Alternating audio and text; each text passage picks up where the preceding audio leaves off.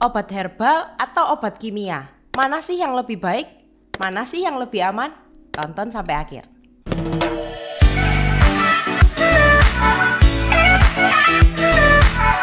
Halo Sobat Sehat, kembali lagi bersama saya Cece Apoteker di Tobat Tanya Obat. Kali ini kita akan bahas sedikit soal obat herbal. Jadi Cece Apoteker nggak hanya ngomong soal obat kimia saja, tapi juga ngomong soal obat herbal. Nah, kebanyakan dari kita itu selalu tanya ya, obat herbal sama obat kimia mana sih C yang lebih baik? Katanya obat herbal lebih aman, minim efek samping. Kalau obat kimia itu bahaya, wes nggak usah minum obat kimia, obat herbal aja. Atau ada yang bilang, aduh minum obat kimia aja, lebih cepet cespleng, efeknya sangat cepat dibandingkan obat herbal. Nanti nggak sembuh-sembuh loh kalau minum obat herbal. Sebenarnya mana yang benar, mana yang salah? Kita bahas satu persatu ya.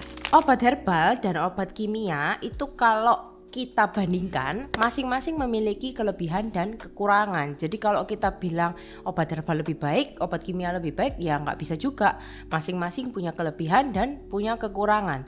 Tergantung dari apa? Tergantung dari situasi dan kebutuhan individu. Jadi kita lihat lagi, kita cross check lagi ke pribadinya atau personal yang mau menggunakan obat. Kira-kira butuhnya obat herbal atau obat kimia? Kira-kira penyakitnya ini butuh penanganan cepat atau dia hanya tujuannya untuk memelihara kesehatan saja. Ya, dari situ maka kita tahu kebutuhannya itu butuh obat herbal atau obat kimia. Obat herbal di sini yang Cece maksud itu adalah yang bisa dibuat di rumahan ya. Jadi yang seperti ambil daun-daun kemudian diramu sendiri di blender atau ditumbuk sendiri atau diseduh dengan air. Yang seperti itu. Karena banyak ya kita tahu masyarakat di luar sana itu nggak usah minum obat, kita seduh aja dari daun salam atau dari seledri seperti itu. Nah, kita mulai dulu dari pengertiannya sendiri. Pengertian obat herbal ya, namanya herbal berarti berasal dari tanaman. Nah, obat herbal yang dari tanaman ini bentuknya macam-macam. Bisa mulai dari ekstrak, jadi tanaman kita ekstrak, kita ambil sarinya, kemudian kita gunakan yang bermanfaat. Kemudian bisa dalam bentuk simplisia. Simplisia ini biasanya tanaman-tanaman yang dikeringkan. Habis dikeringkan kemudian dia entah diseduh atau ditumbuk, diambil serbuknya seperti itu. Atau dalam bentuk utuhnya. Jadi ada yang ngambil daunnya atau ngambil batangnya langsung diseduh, itu dalam bentuk yang utuh. Ada juga yang sudah dikemas dalam bentuk pil dan kapsul. Jadi memang ada beberapa yang sudah dibentuk dalam pil dan kapsul ya, karena kita tahu sendiri obat herbal itu ada yang jamu, kemudian herbal terstandar dan fitofarmaka. Tapi yang kali ini kita bandingkan adalah yang bentuknya diseduh sendiri di rumah. Tetapi tetap tidak menutup kemungkinan obat herbal yang namanya obat herbal ya kandungannya yang isinya herbal, tidak ada senyawa kimia. Tapi bukan berarti tidak memiliki senyawa kimia. Kita bahas satu persatu apakah obat herbal punya senyawa kimia. Ya, kita bandingkan dulu dengan pengertian dari obat kimia. Obat kimia sendiri adalah obat yang dalam bentuk senyawa kimia tunggal dan disintesis oleh pabrik farmasi. Ya, jadi obat kimia, kenapa dinamakan obat kimia? Memang dari suatu bahan yang kemudian disintesis oleh pabrik farmasi ya. Jadi dia disintesis dalam bentuk tunggalnya. Kemudian bentuknya bermacam-macam ya. Kalau obat kimia kita tahu di pasaran tuh ada bentuk kapsul, kemudian ada bentuk tablet, ada bentuk sirup, macam-macam. Kita lihat di sini saya beri gambar ya. Jadi ada gambar tanaman. Mungkin ada yang tahu tanaman ini. Tanaman ini adalah tanaman opium ya. Tanaman opium ini digunakan sebagai penghilang rasa sakit ya. Kalau misalkan yang kita tahu itu familiarnya disebut dengan morfin. Jadi morfin ini diambil dari tanaman opium. Dulunya kalau mau pakai morfin caranya gimana? Ngambil dari tanaman opium kemudian diekstrak, jadilah morfin. Sedangkan saat ini ya morfin sudah bisa dibuat sintetiknya di pabrik. Jadi sebenarnya obat kimia pun berasal dari tanaman yang kemudian kandungan kimianya diambil, kemudian dipisahkan kandungan kimia yang tunggal dan kemudian disintesis oleh pabrik. Jadi semuanya juga berasal dari tanaman ya. Jadi kalau misalkan obat kimia dibilang enggak itu kan asli bahan kimia, ya memang senyawa kimia ini didapat dari mana? Asalnya dari tanaman. Kemudian dari kandungan, kalau kita lihat dari kandungan obat herbal ini mengandung senyawa fitokimia. Jadi kalau misalkan orang bilang obat herbal tuh alami, nggak punya senyawa kimia, loh jangan salah. Obat herbal itu punya senyawa fitokimia, sebutannya adalah senyawa fitokimia. Senyawa fitokimia ini senyawa yang berasal dari tanaman. Jadi kalau misalkan ada kata fitokimia itu senyawa kimia yang berasal dari tanaman. Jumlahnya banyak. Jadi kalau dalam satu tanaman itu memiliki jumlah senyawa yang bermacam-macam dan relatif kecil dalam satu kandungan. Ya, contohnya ini temulawak. Di dalam temulawak itu terdapat beberapa senyawa fitokimia. Contohnya ada terpenoid, kemudian ada kamfer, ada kurkuminoid, ada santorizol. Nah, jadi dalam satu kandungan tanaman itu banyak macamnya. Cuman kadarnya kecil-kecil. Ya, jadi lebih tidak terukur. Kita tidak tahu itu berapa banyak. Ya, sehingga kalau misalkan kita mengkombinasi dengan tanaman lain, otomatis yang kita konsumsi juga banyak senyawa. Di dalam satu kandungan tanaman aja udah segitu banyak. Apalagi kita campurkan misalkan seledri kita campurkan dengan lemon misalkan seperti itu ya. Itu nanti kandungannya jadi banyak. Kemudian karena senyawanya banyak, akhirnya tidak satu sasaran saja. Bekerjanya pada banyak target, yaitu tadi karena setiap kandungan pasti punya kegunaan masing-masing ya. Yang satu buat antibakteri, satunya buat antiinflamasi, yang satunya lagi bisa untuk sakit kepala misalkan, yang satunya bisa untuk anti nyeri. Tapi kadarnya kecil-kecil sehingga kurang maksimal untuk satu gejala atau satu masalah seperti itu. Tapi dia memang memiliki banyak target. Sedangkan obat kimia, kalau obat kimia itu hanya satu macam senyawa kimia saja dan lebih terukur secara kuantitatif untuk dosisnya. Jadi kalau kita senyawa kimia atau obat kimia itu kan biasanya satu tablet. Isinya apa? Isinya misalnya paracetamol 500 mg. Ya sudah, isinya itu saja. Tidak banyak seperti tanaman tadi. Kalau misalkan morfin ya udah morfin. Dalam tablet itu hanya isinya morfin saja. Jadi untuk kandungan-kandungan lain yang dari tanaman itu sudah dipisahkan dan kita ambil yang memang berkhasiat saja. Fokus pada satu target saja. Ya, kenapa dia bisa fokus satu target saja?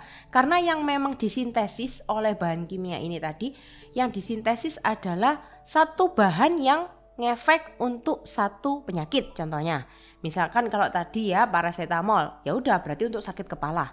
Morfin untuk penghilang rasa sakit. Jadi fokus pada satu target saja dan bisa dikombinasi dengan obat lain. Jadi kalau obat kimia, kenapa kadang dikombinasi dengan obat lain? Karena satu obat ya hanya untuk satu keluhan. Kemudian obat lain untuk satu keluhan. Jadi bisa dikombinasi. Benefitnya apa? Benefitnya obat herbal dan obat kimia kita bandingkan ya. Kalau obat herbal karena dia mengandung bahan-bahan alami, maka lebih mudah diterima oleh tubuh. Ya, jadi masuk ke tubuh itu aman karena relatif kadar dalam kandungan tanaman tersebut itu kecil-kecil. Dan biasanya obat herbal ini digunakan dalam pendekatan pengobatan holistik yang mempertimbangkan keseimbangan tubuh secara keseluruhan. Jadi biasanya untuk orang yang memang untuk memelihara kesehatan, kebugaran, minum obat herbal sangat bagus sekali. Jadi daripada minum suplemen ya terus menerus, mungkin bisa diganti dengan obat herbal, itu bagus sekali. Kalau obat kimia efektivitasnya tinggi. Ya, kenapa bisa tinggi? Karena dia telah teruji dan terbukti secara ilmiah. Jadi kalau misalkan obat kimia semuanya pasti harus lolos uji klinis. Sampai dilakukan penelitian apakah aman untuk manusia, kemudian apakah dosisnya sesuai, itu semua sudah terbukti dan terregulasi. Hasilnya sangat cepat, oh ya jelas sangat cepat karena dosisnya sangat terukur. Jadi kalau misalkan dikategorikan untuk penghilang rasa sakit butuh dosis berapa miligram, maka obat kimia akan merancang sesuai dengan dosis itu sehingga dapat mengatasi gejala dan penyakit dengan sangat cepat. Lalu untuk keamanannya gimana ya Ci? Untuk keamanannya apakah lebih aman obat herbal atau lebih aman obat kimia sebaiknya? Sebenarnya sama-sama aman, tapi kita lihat dulu dari sudut pandang obat herbal ya. Kalau obat herbal sendiri itu regulasinya bervariasi, jadi tidak seketat obat kimia, tergantung negara dan jenis produk. Dan biasanya untuk obat herbal itu resiko kontaminasi. Kenapa? Karena Potensi adanya kontaminasi dengan bahan kimia atau mikroorganisme jika produksinya tidak baik. Ya, jadi kalau misalkan obat tradisional itu memang regulasinya tidak seketat obat kimia, sehingga kadangkala kalau misalkan pengolahannya tidak baik, tanaman itu bisa terkontaminasi dengan mikroorganisme sehingga yang kita konsumsi nanti malah tercemar seperti itu. Untuk keamanan sendiri dari obat kimia, ini obat kimia ya. Obat kimia itu regulasinya ketat sekali. Tahu sendiri ya bahwa obat itu harus lolos uji oleh BPOM ya, berdasarkan kualitas, keamanan, efektivitas semua harus teruji oleh BPOM. Kalau nggak lolos ya nggak bisa diedarkan. Kemudian sudah dilakukan pengujian klinis. Nah, pengujian klinis ini juga tentunya sudah melewati beberapa fase sehingga dia bisa diloloskan. Oke, pertanyaan selanjutnya, mana sih C yang lebih efektif untuk menyembuhkan penyakit, obat herbal atau obat kimia? Tidak bisa dibandingkan. Jadi kalau kita mau membandingkan mana yang lebih bagus, jawabannya adalah tidak bisa dibandingkan karena lagi-lagi tujuan dan sasarannya berbeda. Tergantung dari pasiennya. Mau digunakan untuk apa? Mengobati penyakit dengan segera atau memang untuk memelihara kesehatan, untuk preventif saja, untuk pencegahan saja. Contohnya obat herbal untuk kolesterol. Misalkan ini ya saya kasih contoh obat herbal untuk kolesterol. Kita tidak tahu loh senyawa kimia mana yang bisa untuk menurunkan kolesterol. Ya, karena tadi saya jelaskan di depan bahwa satu tanaman itu memiliki banyak kandungan senyawa fitokimia. Sehingga kalau misalkan kita minum misalkan daun A, kita percaya untuk menurunkan kolesterol. Seberapa banyak kita harus minum? Seberapa sering? Karena kita tidak tahu kandungan yang untuk menurunkan kolesterol itu kecil atau besar, banyak atau sedikit. Kita nggak tahu, sehingga kita butuh paparan terus menerus. Terus kalau gitu obat herbal sudah pasti aman? Sebenarnya tidak salah dan tidak benar juga. Kenapa? Benarnya kenapa? Karena obat herbal itu memiliki senyawa yang relatif kecil ya. Karena tadi banyak kandungannya, masing-masing kandungan ini kecil-kecil kadarnya sehingga efek sampingnya juga lebih sedikit. Karena kadarnya kecil tapi efeknya kurang signifikan. Ya, jadi tadi udah saya singgung ya bahwa karena kadarnya kecil, maka kita butuh dalam jumlah besar dan paparan yang terus-menerus supaya bisa menghasilkan efek. Ya, jadi kalau misalkan ada orang nih minum daun salam aja, nanti efeknya bisa timbul dalam 1 hari. Itu nggak mungkin ya.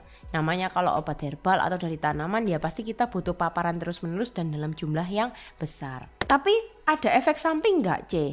Atau katanya minim efek samping, nggak ada efek samping sama sekali dong? Enggak ya, tetap ada karena beberapa herbal itu juga memiliki senyawa aktif yang cukup toksik. Jadi kalau misalkan mau minum obat herbal sebaiknya jangan digabung dengan obat kimia ya. Lagi-lagi saya bilang kalau mau menambahkan obat herbal konsultasi dulu ke dokter atau beri jeda lah sebaiknya dengan obat kimia. Karena takutnya apa? Nanti dia memberikan efek yang tidak diinginkan.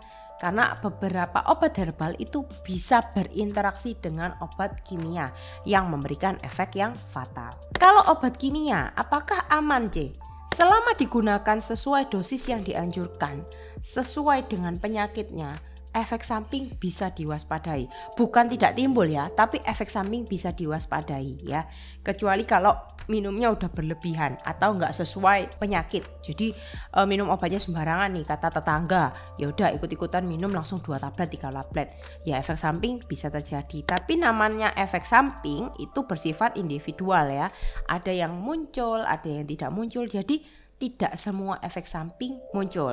Tinggal disesuaikan lagi dengan dosisnya. Kalau memang kiranya efek samping muncul, dosis bisa dikurangi atau bisa dihentikan obatnya. Lalu C, kapan ya kita bisa menggunakan obat herbal dan obat kimia? Kalau gitu, kapannya adalah tergantung dari penyakitnya. Kalau misalkan penyakit-penyakit yang sudah diketahui obatnya, maka pakailah obat kimia ya. Maksudnya apa? Jadi kalau memang kolesterol atau tekanan darah tinggi atau diabetes memang sudah terlanjur terkena dan terserang pada diri kalian, ya udah maka pakailah obat kimia ya. Karena takutnya apa? Kalau tidak ditangani segera, efek yang lain-lain malah muncul atau terjadi komplikasi. Karena obat kimia tadi sudah teruji secara klinik dan efeknya sangat cepat. Contoh lagi, penyakit-penyakit progresif seperti kanker. Ya pakailah obat kimia yang sesuai, karena mekanismenya sudah jelas, efeknya juga lebih cepat.